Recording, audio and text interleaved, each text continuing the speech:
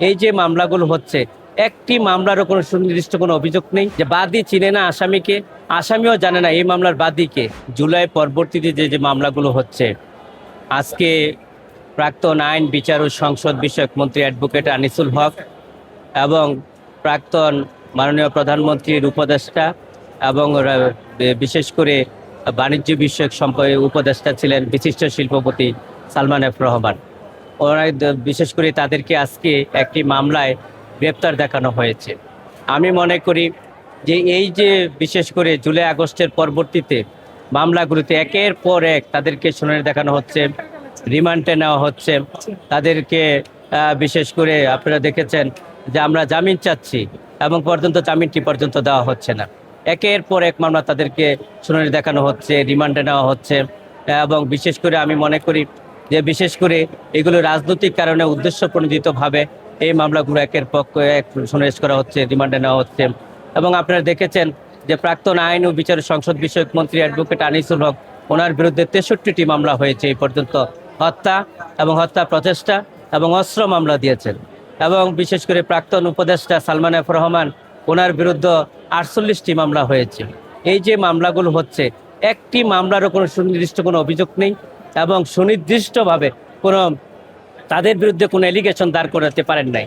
শুধু শুধু এমনও মামলা হয়েছে যে বাদী চিনে না আসামিকে, আসামিও জানে না এই মামলার বাদীকে, এবং বাদী চিনে না এই ভিকটিম কে মারা গিয়েছেন সেটা পর্যন্ত চিনে না। আজকে এই মামলাগুলো এবং একবারেই রাজনৈতিক কারণেগুলো হচ্ছে।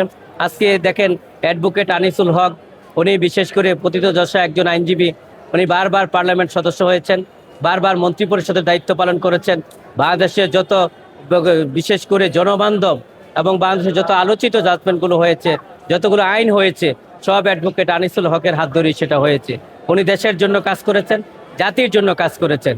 এবং সালমান এফ রহমান, আজকে দেখেন উনি একজন শিল্পপতি ছিলেন এবং বিশেষ করে উনি একটি বেসরকারি উপদেষ্টার দায়িত্ব পালন করেছেন। বাংলাদেশের বেসরকারি খাতে যে উন্নয়ন ডেভেলপমেন্ট হয়েছে, এগুলি সব সালমান এফ রহমানের হাত ধরেই হয়েছে। আছে বেসরকারিভাবে বাংলাদেশ বিশেষ করে আজকে যে উন্নতি লাভ করেছিলেন এবং অগ্রগতি হয়েছিল, সাফল্য লাভ করেছিল, সেটা সালমান এফ রহমানের হাত ধরে হয়েছে।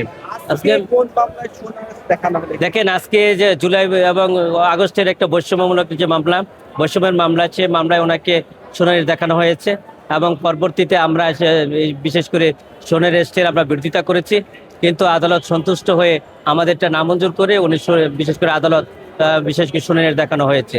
আমরা মনে করি এই যে বারবার শুনানি দেখানো হচ্ছে, বারবার রিমান্ডে নেওয়া হচ্ছে এবং বারবার বিশেষ করে মামলায় তাদেরকে হেওয়া প্রতিপন্ন করা হচ্ছে, যা সম্পূর্ণভাবে আইনের শাসনের পরিপন্থী এবং ন্যায় বিচারের পরিপন্থী বলে আমি মনে করি।